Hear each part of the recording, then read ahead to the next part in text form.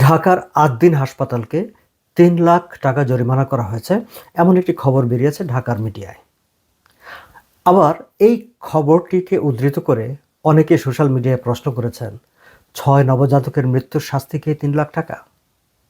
দর্শক, আপনাদের মনে আছে যে ঈদের পরের দিন ঢাকার এই হাসপাতালটিতে ৬ নবজাতকের মৃত্যু ঘটেছে এবং তার কয়েকদিন পর আজ খবর বেরোলো যে ওই হাসপাতালটিকে ৩ লাখ টাকা জরিমানা করা হয়েছে।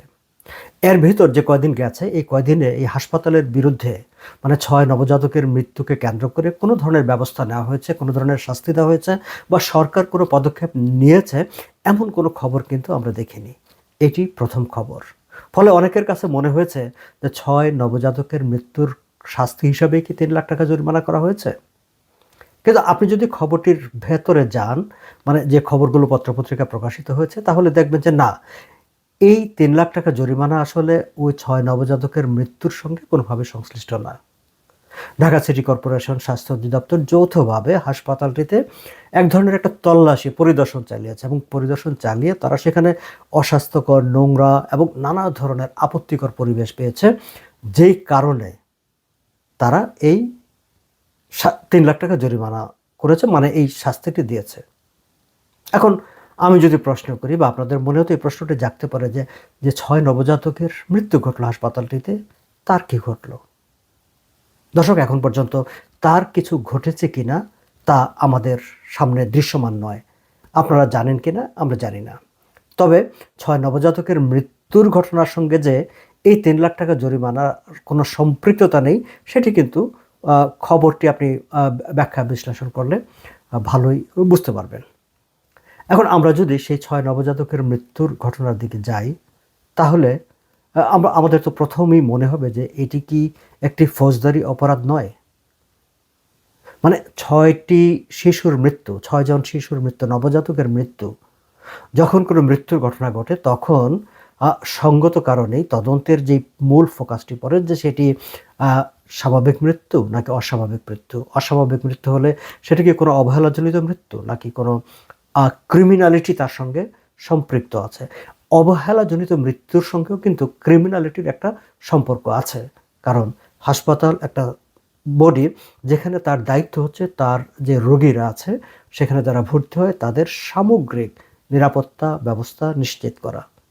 এবং আমি পত্রপত্রিকায় দেখেছি অনেক মানে স্বাস্থ্য অধিদপ্তর কর্তৃপক্ষ তারাও বলেছেন যে এটি অবহেলা মানে চিকিৎসার অবহেলাজনিত বা চিকিৎসাজনিত মৃত্যু নয়। গুড।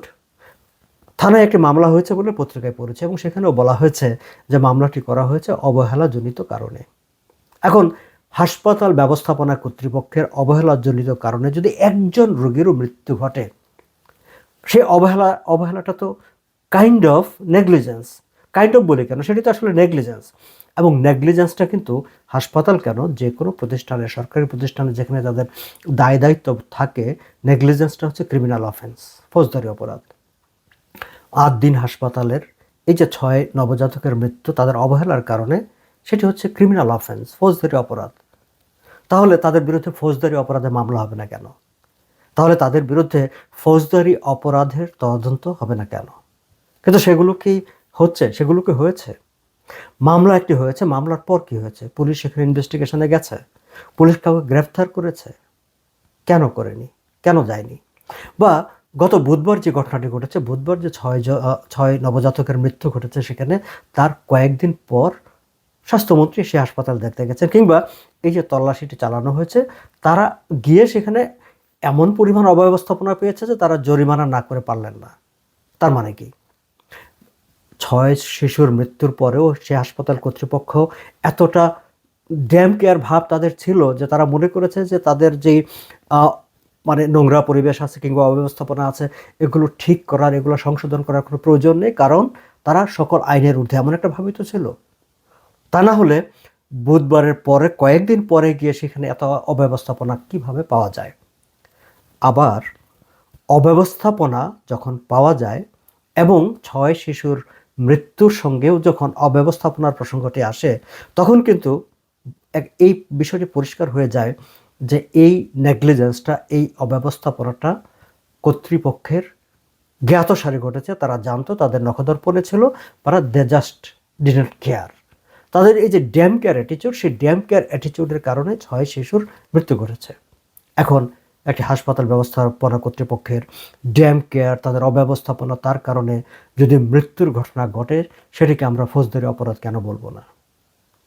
সেটিকে আমরা হত্যাকাণ্ড কেন বলবো না? তাহলে তদন্ত ব্যবস্থাপনা সেভাবে হবে না কেন?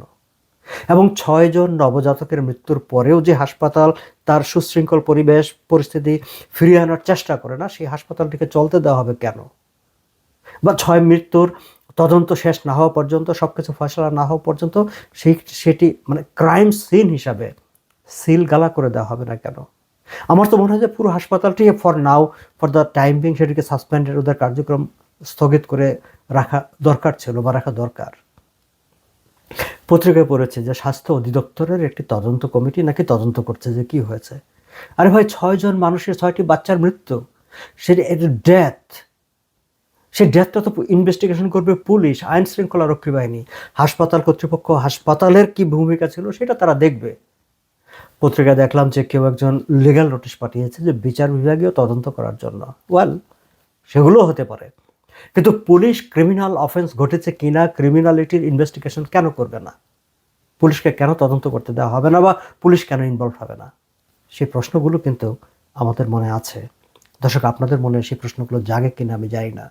তবে আমি আমার এই আলোচনায় এই বিষয়টি বলতে চাই যে, কারণ মন্ত্রী নিজে পরিদর্শন করে এসে বলেছেন যে এই হাসপাতালটিতে ভয়াবহ রকমের অব্যবস্থাপনা তিনি দেখে এসেছেন। আবার সাংবাদিকরা যখন সেখানে খবর সংগ্রহ করতে গেছে, সাংবাদিকদেরকেও ওই হাসপাতালের পেটুয়া বাহিনী পিটিয়েছে। এখন বুঝেন অবস্থাটা, যে তারা কতটা নিজেদেরকে শক্তিশালী মনে করলে 6 জন শিশুর মৃত্যুর পরেও তারা হাসপাতালটিকে মানে অব্যবস্থাপনা দূর করার কোনো পদক্ষেপ নেয়নি। আবার সাংবাদিকদের মানে গুন্ডা লেলিয়ে দিয়ে তাদেরকে পেটানোর মতো দুঃসাহসও তারা দেখায়। কেন দেখায়? তার কারণ কি, যে এই হাসপাতালের যারা মালিক তারা অনেক বড় শিল্পপতি দেশের, সেই জন্যে। তার কারণ কি, যে এই হাসপাতাল ব্যবস্থাপনার সঙ্গে যারা জড়িত তাদের মানে যিনি মালিক শেখ মহিউদ্দিন, তার ভাই ডক্টর ইউনূসের অন্তর্বর্তী সরকারের বাণিজ্য উপদেষ্টা ছিলেন। সেই ক্ষমতায় কি এখানে সেই ক্ষমতার অহংকার কিংবা সেই ক্ষমতার দাপটে কি এখানে দেখানো হচ্ছে?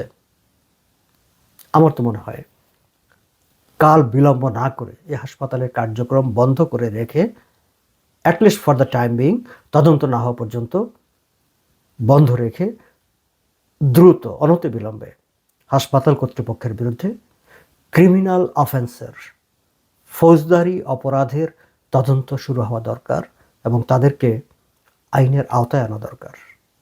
আমার মনে হয় দর্শক, আপনাদের ওই ব্যাপারে কথা বলার দরকার আছে। We need to raise our voice. Please raise your voice.